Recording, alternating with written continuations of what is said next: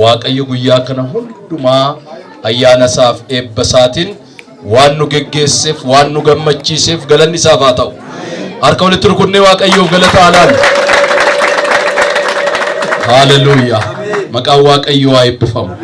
Beeyin galateeffanna mataa keenya gadi qabannee isa waan gaarii kan qabu isa tarka nama qaba isatu nama gargaara isatu nama eebbisa isatu haala mijeessa maqaan isaa bara baraan haa eebbifamu. yaa waaqayyoo akkuma barreeffame hunduu isaan ta'e waan ta'e keessaa isaan ala kan ta'e tokkoon jiru jedhamee akkuma barreeffame cidhi obboloota keenyaa yaa waaqsi'iin ta'e situ keessatti argame maqaa kee waamne si kadhanne ati immoo nuu deebifte waan hundumtuu nagaa ta'e waan hundumtuu guutuu ta'e waan hundumtuu gammachuu ta'e galanni siif haa ta'u. ulfinni siif haa ta'u. kana situ qabaa galanni siif haa ta'u. ati abbaadhaa galanni siif haa ta'u. ati hirkoodhaa galanni siif haa ta'u. ati michuu lafa onaatii galanni siif haa ta'u.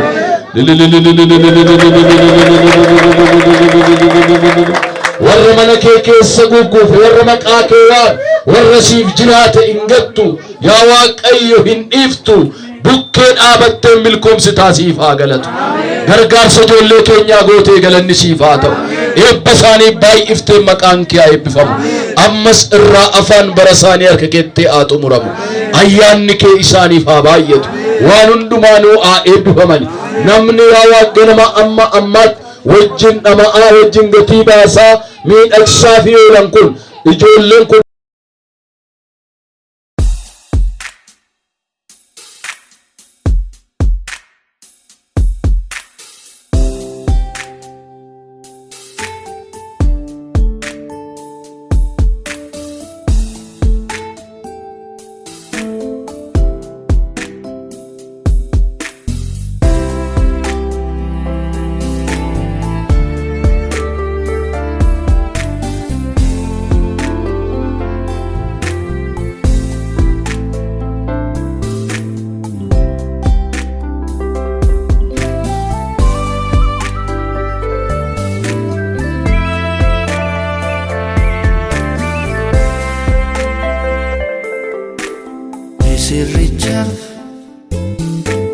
misirite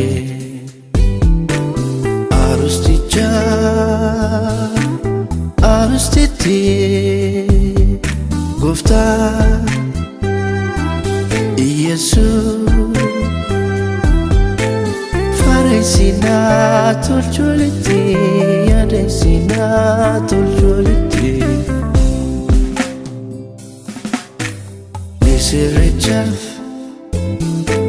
misirite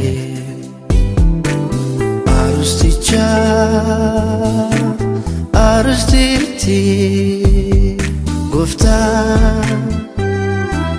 Yesus faresina tolcholiti adesina tolcholiti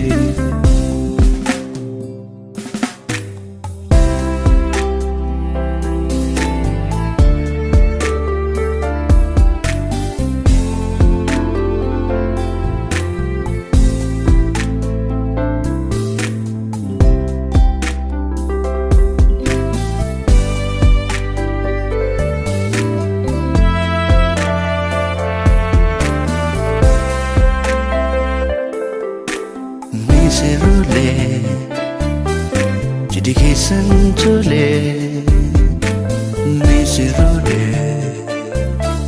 jidi keessan tole guyyaa ulfina filatamtani fuudhaa feerumaa baga keessani guyyaa ulfina filatamtani fuudhaa feerumaa baga keessani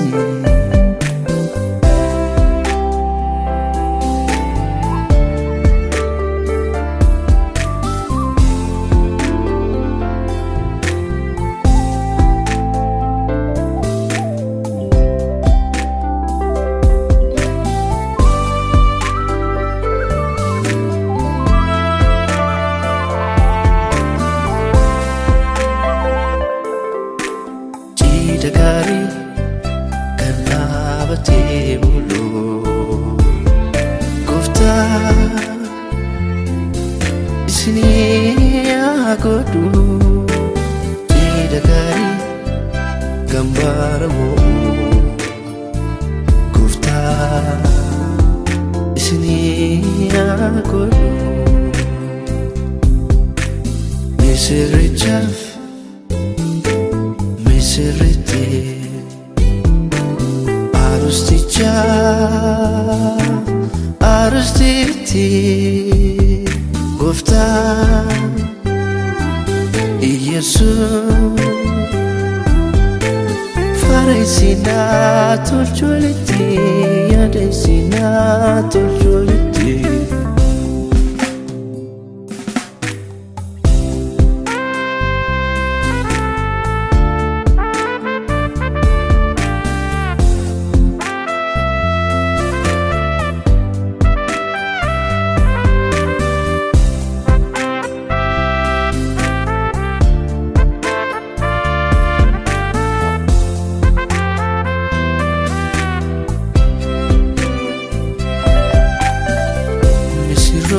Lama kawal futan nara warati bilkawa wajini nuftura illi walama walifu mamtani arkaba ganama laktu kujitani illi walama ولفو ممتني